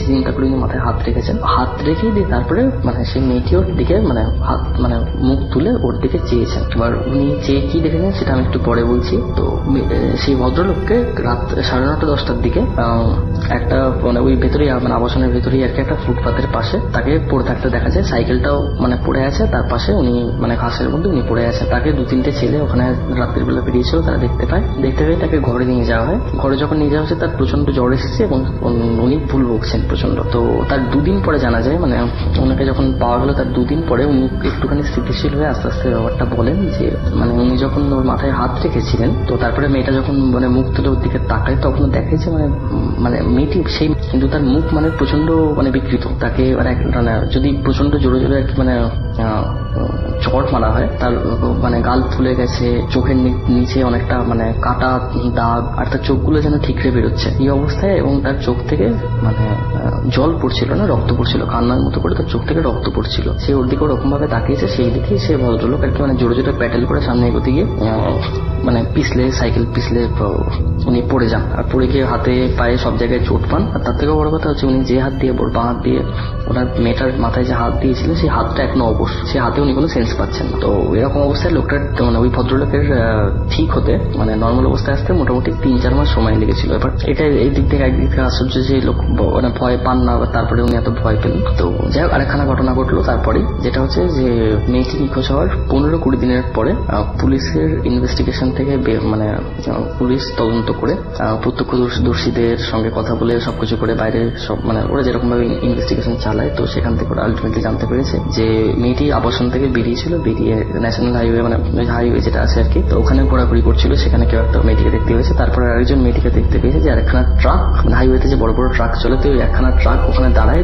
সেই ট্রাকে মেয়েটি ওঠে এবং তারপরে মেয়েটির বডি ওখান থেকে তার থেকে অনেকটা দূরে মানে 1-1.5 কিলোমিটার দূরে সেই মেয়েটির বডি পাওয়া যায় ওই রকম অবস্থায়। আর মিউটিলেটেড অবস্থায় মানে মেয়েটিকে অ্যাকচুয়ালি ধর্ষণ করা হয় এবং করে তাকে মানে শ্বাসরোধ করে তাকে মানে গলা টিপে আর কি তাকে মেরে দেওয়া হয়। তো প্রচন্ড আনফরচুনেট মানে ম্যাটার ডিমিনিং মানে একটা ঘটনা আর কি। তো সেই মেয়েটির বডি পাওয়া যায়, কিন্তু সেই মানে ট্রাক ড্রাইভার মানে বন্ধু যখন আমার ঘটনা বলেছে, তো তখনও মানে ওই ট্রাক ড্রাইভারের যে কোনো আদৌ কোনো খোঁজ পাওয়া গেছে কি যায়নি সেটা মানে হি ডিডন্ট নো অ্যাকচুয়ালি। তো এই লোকটি তারপরে মানে ও সবসময় ওখানটা মানে প্রচন্ড ফোবিয়ায় থাকতে ভদ্রলোক, যে আর কি মেয়েটিকে ওরকম ভাবে দেখেছে আর মাথায় হাত দিয়েছে, আর তার হাত অনেকদিন অবশ ছিল, মানে উনি হাতের সেন্সেশন পেয়েছেন অনেকদিন পরে, আর উনি মানে প্রচন্ড ভুল বকতেন, মাঝে মধ্যে চট আসতো, তো করে করে আস্তে আস্তে কয়েক মাস সময় লেগেছে তার মানে সেই ভদ্রলোকের ঠিক হতে। আর এর মধ্যেও কয়েকজন মানে আবাসনেরই অনেকজন সেই মেয়েটিকে ওরকম ভাবে পাইপের উপর ওরকম বসে থেকে খাটতে দেখেছে, কিন্তু তারা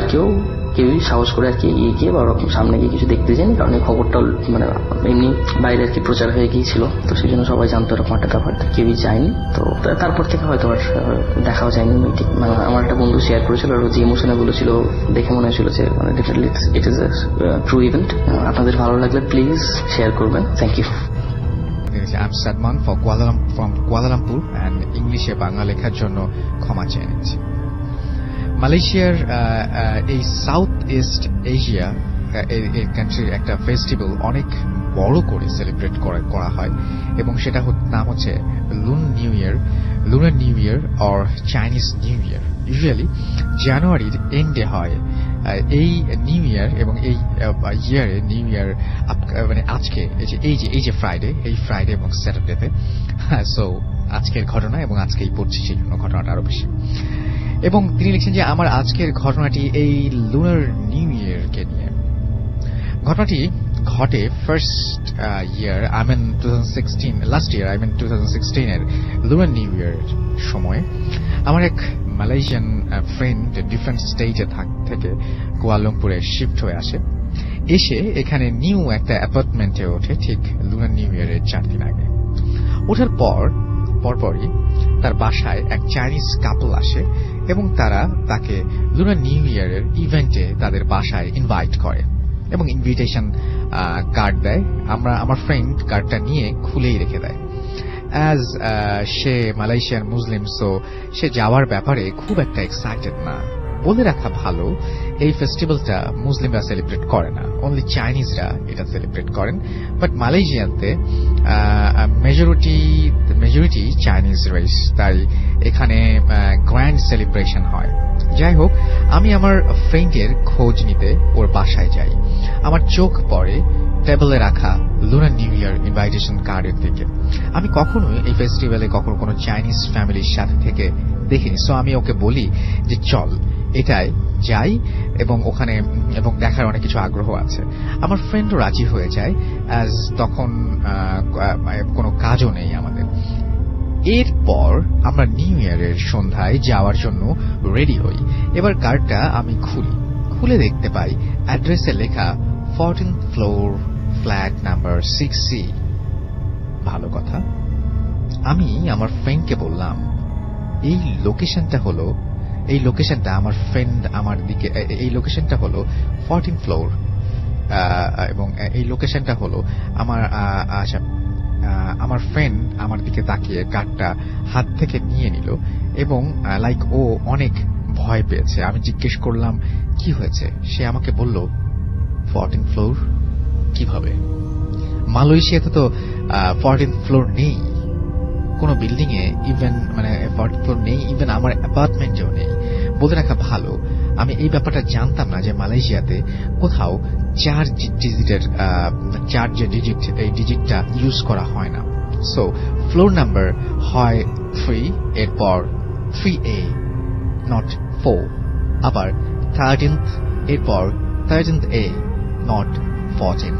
আমি তখন ওকে বলি যে মেবি ভুল করে লিখেছে।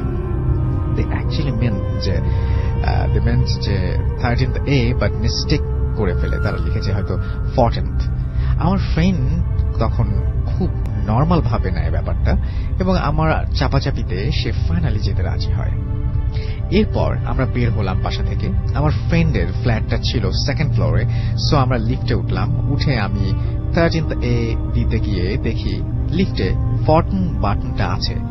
দেখে আমার ফ্রেন্ডকে বলি যে দেখ তোদের অ্যাপার্টমেন্টে 14th আছে কিন্তু এই যে বাটন। ও নিজের চোখে দেখলো এবং সেটা বিলিভ করতে চাইছিল না। যাই হোক, আমরা 14th ফ্লোরে যাই।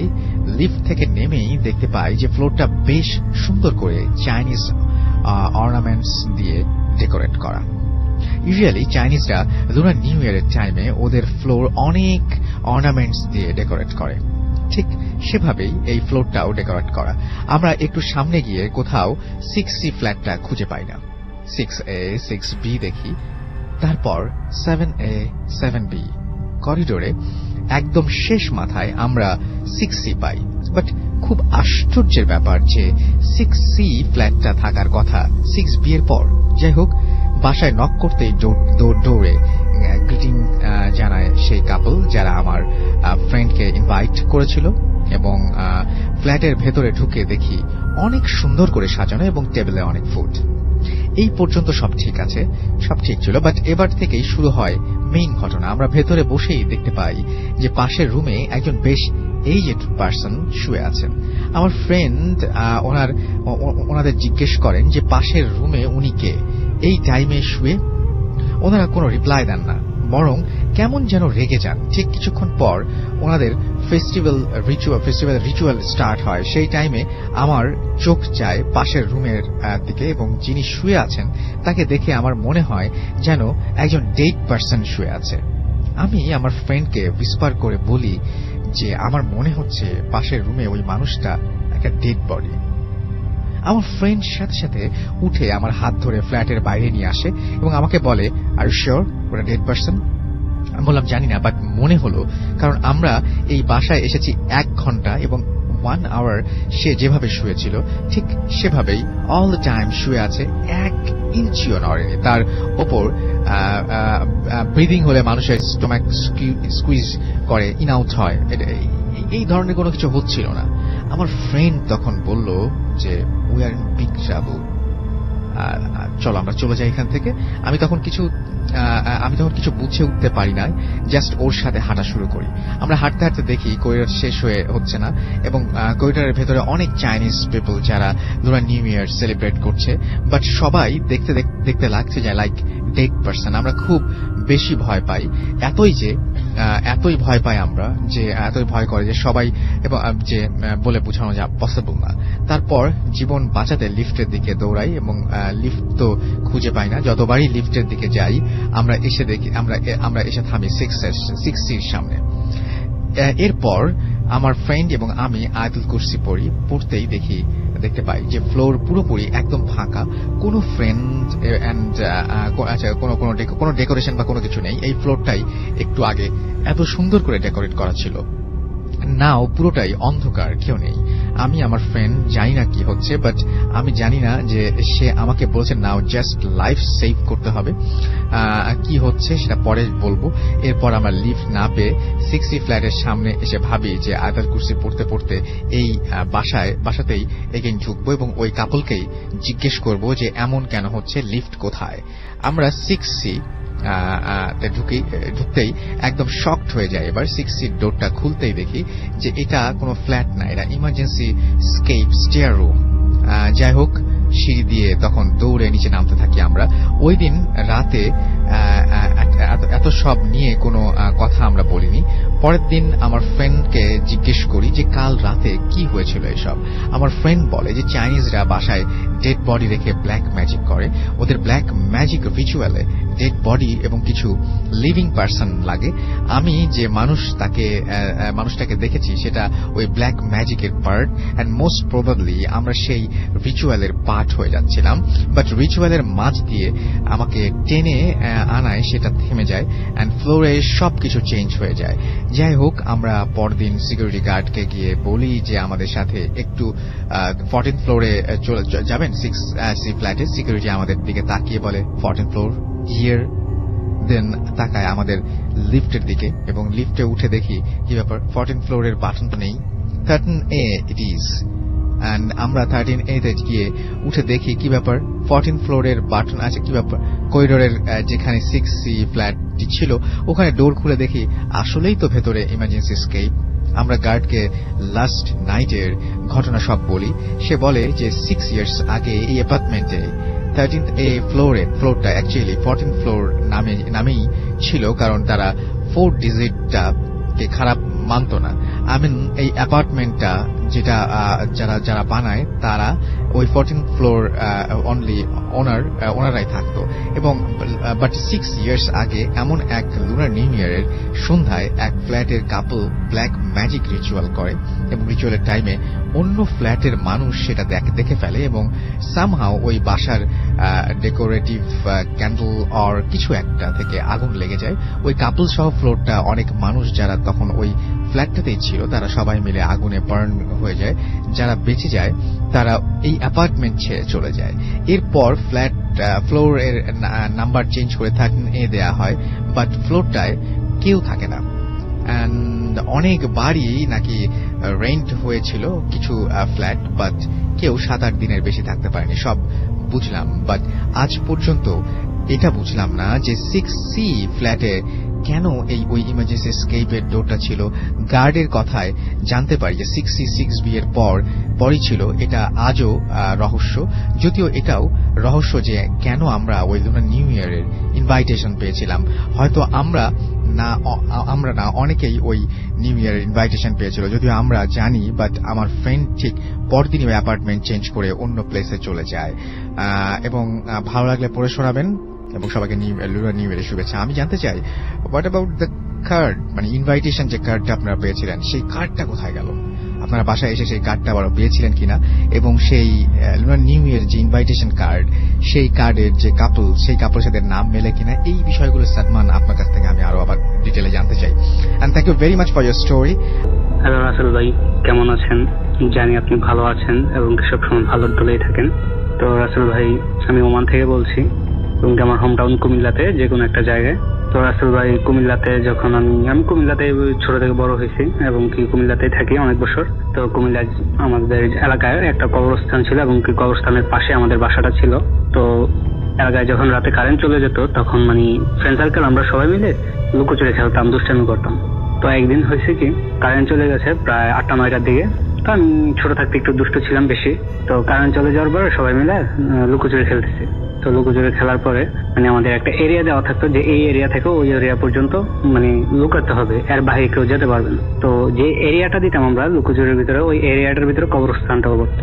তো সবাই গাছে লুকাতো, বাড়িতে লুকাতো অথবা কোনো জায়গায় লুকাতো। তো আমি করতাম কি, কবরস্থানের ভিতরে চলে যেতাম। কবরস্থানের ভিতরে যে কবরের পাশে থাকতাম অথবা কবরস্থানের গাছের ভিতরে লুকাতাম। তো একদিন যেদিনের ঘটনা, ওই দিন হয়েছে কি আমি লুকাইছি।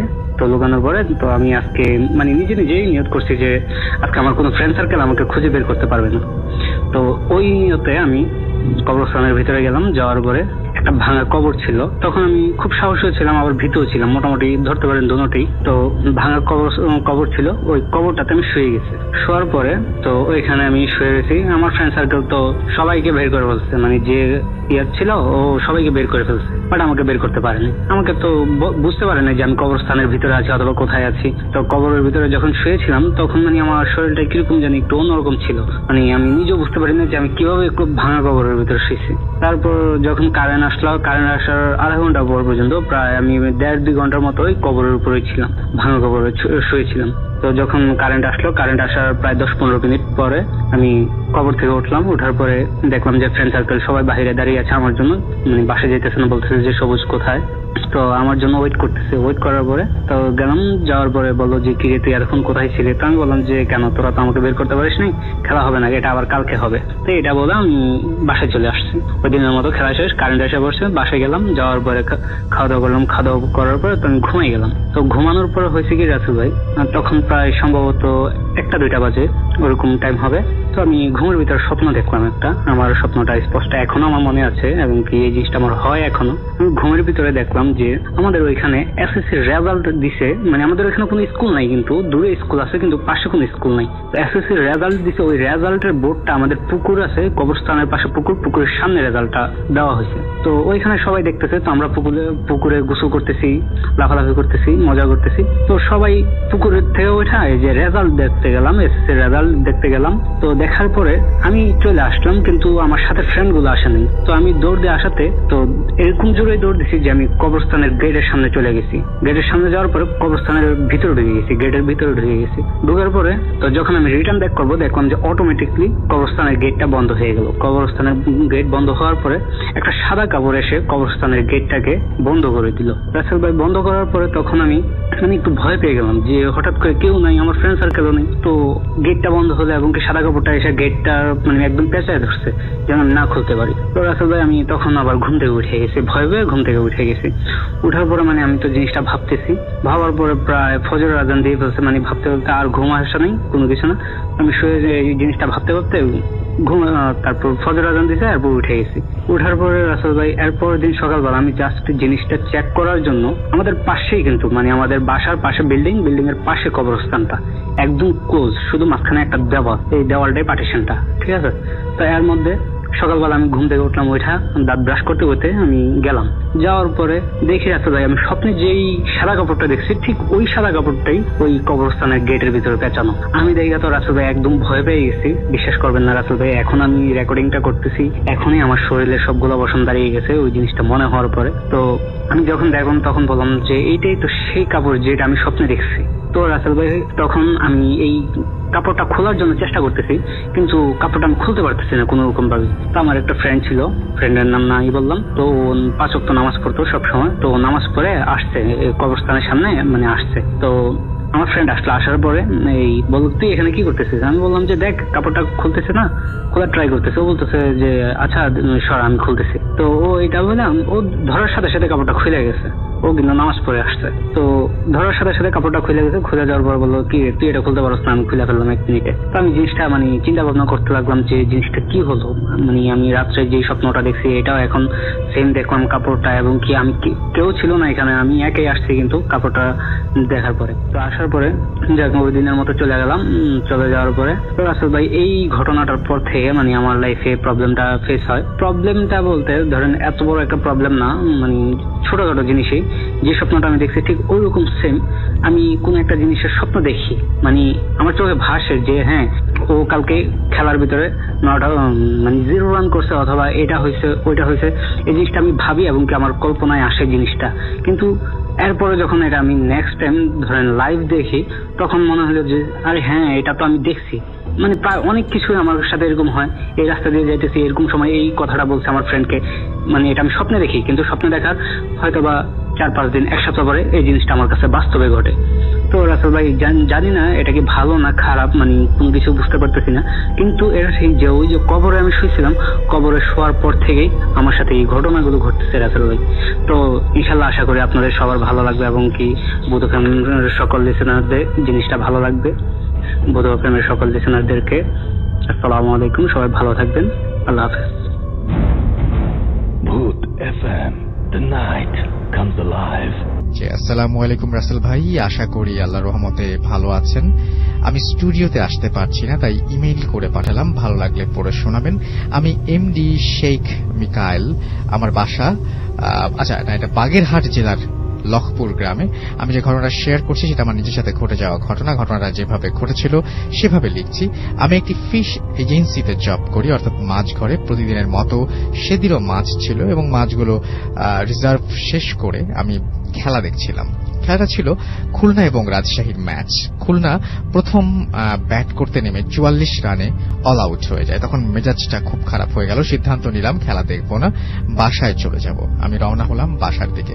আমাদের মেইন যে রাস্তাটা সেটা কাটাখালী থেকে নওয়াপাড়ার মোড় পর্যন্ত খুব খারাপ। ভ্যানে এই জায়গাটার নামও কাটাখালী, এটা হয়তো রাজশাহীতে না। তো কাটাখালী থেকে নওয়াপাড়ার মোড় পর্যন্ত খুব খারাপ। ভ্যানে করে যাতায়াত অনেক অসুবিধা হয়। তাই মেইন রাস্তা দিয়ে না যেয়ে ভেতরের একটা রাস্তা দিয়ে হাঁটা শুরু করলাম। যে রাস্তা দিয়ে যাচ্ছিলাম সেখানে 2টো কবরস্থান আছে। তো প্রথম কবরস্থানটা অল্প একটু পাঁচিল দিয়ে ঘেরা, আর দ্বিতীয় কবরস্থানটা মাথা পর্যন্ত পাঁচিল দিয়ে ঘেরা। আমি প্রথম কবরস্থান পার হয়ে দ্বিতীয় কবরস্থানের কাছে আসলাম। তখন গেটের ভেতরে দেখি একটা লোক দাঁড়িয়ে আছে। লোকটার গায়ে সাদা চাদর জড়ানো, মুখটা ভালো করে দেখা যাচ্ছিল না। আমি প্রথমে লোকটাকে দেখিনি। যখন গেটের কাছে আসলাম তখন লোকটি আমাকে নাম ধরে ডাক দিলেন এবং বললেন, মিকাইল কোথায় যাচ্ছ? আমি তখন ফোনের আলোয় তাকে দেখতে পেলাম। আমি বললাম, বাসায় যাচ্ছি। আমি ব্যাপারটা তখন খুব নর্মালি ভাবছি, হতে পারে সে আমাকে চেনে, তাই আমাকে বলছে কোথায় যাচ্ছ। এরপর সে আমাকে যেটা বলছে সেটা শুনে আমার পায়ের নিচে মাটি সরে গেল, আমার সারা শরীর শিউরে উঠল। আমি বললাম, আপনি কে? সে আমাকে বলল, আমি এই কবরস্থানেরই বাসিন্দা। আমি তখন এতটা ভয় পেয়েছিলাম যে সেটা বলে বোঝাতে পারবো না। আর সেখানে এত সুগন্ধ ছিল যে সেটা আগে কখনো আমি পাইনি। আমি দেখলাম লোকটা আমার চোখের সামনেই হাওয়ায় মিলিয়ে গেল, তাকে আর দেখা যাচ্ছিল না। আমার তখন আর বুঝতে বাকি রইল না, আমি দ্রুত চলে আসলাম। আমি যখন কাটাখালী বাস স্ট্যান্ডে পৌঁছালাম তখন একটু স্বস্তি পেলাম। ঘটনাটা এখানেই শেষ না, সামনে যেটা দেখলাম সেটা আরো ভয়ানক। আমি কাটাখালী বাস স্ট্যান্ড পার হলাম, সামনে কর্মকার পাড়া, তার বাম পাশে স্টোর, সেখানে রাস্তায় কাজের জিনিসপত্র রাখা হয়। রাস্তার পাশেই অনেক ফাঁকা জায়গা আছে। আমি দেখলাম সেই ফাঁকা জায়গায় অনেকগুলো লাশের খাটিয়া সাজানো, আর প্রত্যেক খাটিয়ায় একটা করে লাশ আছে, তবে খাটিয়ার কাছে কোনো লোক নেই। রাস্তায় শুধু আমি একা। এটা দেখে আমি ভীষণ ভয় পেয়েছিলাম। কয়েক সেকেন্ডের ভেতরে দেখলাম লাশের খাটিয়াগুলো একটা একটা করে উপরের দিকে উঠে যাচ্ছে আর হাওয়ায় মিশে যাচ্ছে। একটা একটা করে খাটিয়া উপরের দিকে উঠে যাচ্ছে আর হাওয়ায় মিশে যাচ্ছে। আমি এক দৌড়ে বাসায় চলে আসলাম। আল্লাহর রহমতে আমার কোনো ক্ষতি হয় নাই। আমি জানি না সেদিন রাতে আমার সাথে কেন এমন ঘটনা ঘটল। কবরস্থানের ওই লোকটিও বা কে, লাশের খাটিয়া কারা ছিল, এবং এটাই ছিল আমার ঘটনা। ভালো লাগলে পড়ে শোনাবেন। এই বলেই শেষ করেছেন বাগেরহাট থেকে শেখ মিকাইল, গ্রাম Lakhpur. Thank you very much, it's a beautiful story.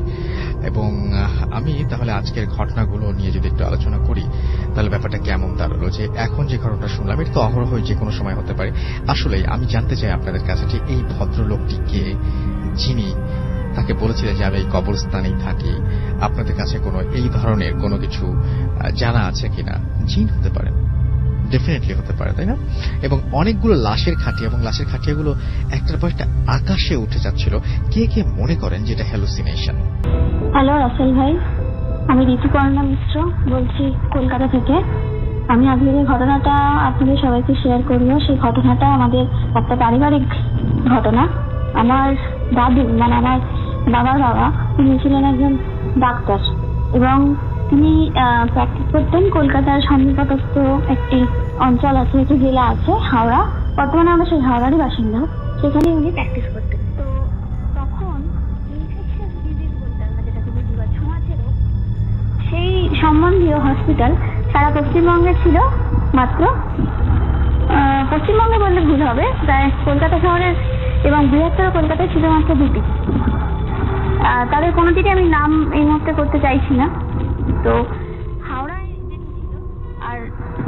হাওড়ায় যেটি ছিল সেটি আমার দাদু নিজে হাতে তৈরি করেন এবং তিনি সেখানকার সুপারিনটেন্ডেন্ট ছিলেন আর কি। তো সেখানে তিনি ফ্যামিলি নিয়ে বসবাস করতেন। তো ঘটনাটা ঘটে আজ থেকে প্রায় 60-70 বছর আগে হবে। তো ওই যে হসপিটালটি, সেটি ছিল একটা, মানে বলতে গেলে আইসোলেটেড প্লেস বলতে আমরা যা বুঝি সেই রকম একটি জায়গার মধ্যে, চারিদিকে যতদূর চোখ যায় প্রায় বসতি নেই বললেই চলে, এবং ধুধু প্রান্তর, তার মাঝখানে একটি বিরাট পুকুর।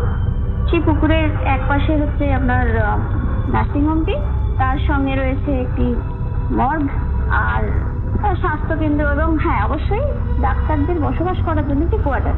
সেই কোয়ার্টারে আমার দাদু পরিবার নিয়ে থাকতেন। আমার বাবার তখনও জন্ম হয়নি, এটা সেই সময়কার ঘটনা।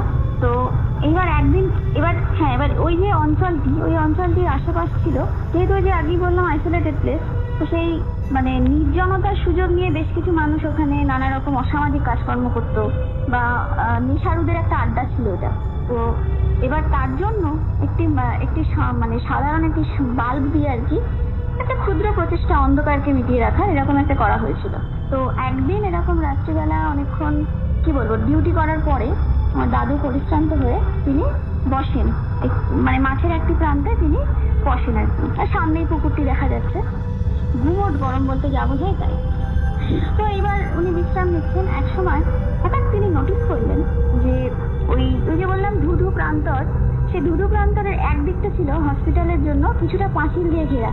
তো আর মানে কি বলবো, পরবর্তীকালে প্রথম দিকে ওরকম ধুধু প্রান্তর থাকার পর পরবর্তীকালে এই অংশের দিকে পাঁচিল দিয়ে ঘিরে দেওয়া হয়। তাও যেটা ওটা মোটামুটি একটা মানে জাস্ট একটা বাধা মাত্র ছিল, কিছুই নয় সেই অর্থে, যারা অসামাজিক কাজকর্ম করবে তাদের জন্য। তো দাদু নোটিস করলেন যে পাঁচিল থেকে একটি লোক নামছে। তিনি ভাবলেন যে নিশ্চয়ই কোনো নেশারু অথবা কোনো চোর। তাও তিনি কিছু বললেন না, তিনি চুপ করে ব্যাপারটা দেখতে লাগলেন। তো তিনি দেখলেন যে লোকটি পাঁচিল থেকে নিচে নামলো, নেমে হাঁটছে। এবার দাদু হঠাৎ মনে হলো যে না, এরকম করলে যদি উল্টো পাল্টা কোনো একটা বদ মতলব যদি থাকে তাহলে কি হবে। তো এবার তিনি জোরে হাঁক দিলেন লোকটাকে, এই কে তুমি, কি দরকার এখানে। তো লোকটি হঠাৎ যেন দাদুকে দেখতে পেলো, এবং দেখতে পাওয়া মাত্র সে দৌড়াতে শুরু করলো। আর দাদু, তিনি প্রায় 6 ফুটের ওপর লম্বা ছিলেন, শরীর স্বাস্থ্য ভালো ছিল এবং অসম্ভব ব্যক্তিত্ব সম্পন্ন মানুষ ছিলেন, এবং তার থেকেও বেশি যেটা ছিলেন সেটা হচ্ছে প্রচন্ড সাহসী। তিনি সেই লোকটিকে ধাওয়া করতে শুরু করলেন। তিনিও দৌড়াচ্ছেন, লোকটিও দৌড়াচ্ছে, তিনিও দৌড়াচ্ছেন। এইভাবে দৌড়াতে মানে বলতে গেলে একটা মানে এমন অবস্থা চলে গেছে যে দাদু বয়সের টানে আর পাচ্ছেন না। তিনিও মানে বলতে গেলে তার কি বলবো, সমস্ত প্রতিবন্ধকতাকে মানে উড়িয়ে দিয়ে দৌড়াচ্ছিলেন আর কি। হঠাৎ দৌড়াতে লোকটা পকেট থেকে কি একটা বার করে মেঝের ওপর ফেলে দিল। দাদু সেটা কিছু মানে কোনো কিছু না করে সেই জিনিসটা মেঝে থেকে কুড়িয়ে নিয়ে পকেটের ভেতরে ঢুকিয়ে দিলেন। লোকটি তখনও দৌড়চ্ছে, এবার দাদু লোকটিকে ধাওয়া করছেন। তো লোকটা দৌড়াতে হঠাৎ একসময় একটা ঘরে ঢুকে দরজাটা বন্ধ করে দিল, এবং দাদু তিনিও সেই ঘরটার সামনে এসে দাঁড়ালেন। তো ঘরটার সামনে এসে দাঁড়িয়ে তিনি দরজাটা এক ধাক্কা মারলেন এবং দরজাটা সঙ্গে সঙ্গে খুলে গেল, এবং মনে হলো যে একটা যেন গরম হাওয়া তাকে ধাক্কা মেরে বেরিয়ে গেল। এবং তিনি দেখলেন যে তিনি যে ঘরটির সামনে দাঁড়িয়ে আছেন সেটি হচ্ছে একটি পরিত্যক্ত শৌচাগার, এবং সেই শৌচাগারে সেই শৌচাগারে কিন্তু সেই লোকটি নেই। তো তিনি আশেপাশে তাকাচ্ছেন যে শৌচাগারে লোকটি যদি বেরোতো সেখান থেকে তিনি অবশ্যই দেখতে পেতেন, কারণ পেছন দিয়ে বেরোবার কোনো জায়গা নেই। একটা ছোট পায়রার খোপের মতো সেই জাফরি টাইপের করা থাকে না, সেই রকম করা ছিল। সেখান দিয়ে একটা পূর্ণবয়স্ক মানুষের পক্ষে কেন, একটা শিশুর পক্ষে বেরোনো মুশকিল। তো সেই লোকটা গেল কোথায়। তো তিনি এতক্ষণে মানে হঠাৎ যেন তিনি সম্বিত ফিরে পেলেন, যে তার যেন মনে হলো যে না, যে তিনি এমন মানে কিছু একটা অসম্ভবের পেছনে দৌড়চ্ছিলেন। তো এমন সময় তিনি মানে প্রচন্ড ভয় পেয়ে গিয়ে আমার জেঠু যিনি ছিলেন, যিনি বড় জেঠু, তার নাম ধরে ডেকে সঙ্গে সঙ্গে সেন্সলেস হয়ে গেল। তো এবার বাকি পরিবারের সবাই ছুটে আসে, এসে তার শুশ্রূষা করা হয়। তো জ্ঞান আসার পরে তিনি সমস্ত ঘটনা সবাইকে বলেন, এবং বলতে হঠাৎ তার খেয়াল হয় জানে তার পকেটে তো একটা জিনিস পড়ে আছে, দেখা যাচ্ছে সেটা কি বলে তিনি এবার সেই পকেটের ভেতরে হাত ঢোকালেন। হাত ঢুকে যেটা বার করে আনলেন সেইটাই হচ্ছে এই গল্পের সব থেকে মানে চমকপ্রদ একটা টার্ন আর কি, জাহাঙ্গীরের আমলের একটি রৌপ্য মুদ্রা। হ্যাঁ, আপনি হয়তো কথাটা শুনে বিশ্বাস নাও করতে পারেন, সেটা না করাই স্বাভাবিক, কারণ প্রথম যখন গল্পটা শুনে আমিও বিশ্বাস করিনি যে একটা অশরীরী আত্মার পক্ষে একটা রৌপ্য মুদ্রা, একটা ঐতিহাসিক রৌপ্য মুদ্রা, সেটা নিয়ে তার কি লাভটা ছিল। তো জাহাঙ্গীরের আমলের রৌপ্য মুদ্রা বলে তখন তিনি ভাবেননি, তিনি দেখেছিলেন যে একটি রৌপ্য মুদ্রা, এবং সেটি দেখে মনে হচ্ছিল যথেষ্ট প্রাচীন। তো পরবর্তীকালে বিভিন্ন ইনভেস্টিগেশন করে জানা যায় যে সেটি জাহাঙ্গীরের আমলের একটি রৌপ্য মুদ্রা, মানে মুঘল সম্রাট জাহাঙ্গীরের আমলের রৌপ্য মুদ্রার কথা বলা হচ্ছে। তো দীর্ঘদিন ওই নার্সিংহোমে রৌপ্য মুদ্রাটি সাজানো ছিল, বহু মানুষ আসতো দেখতো যারা কৌতূহলী ছিল।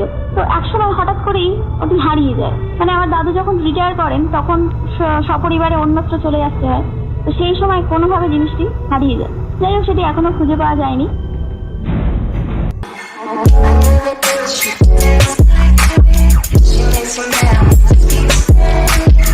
¿Cómo se llama?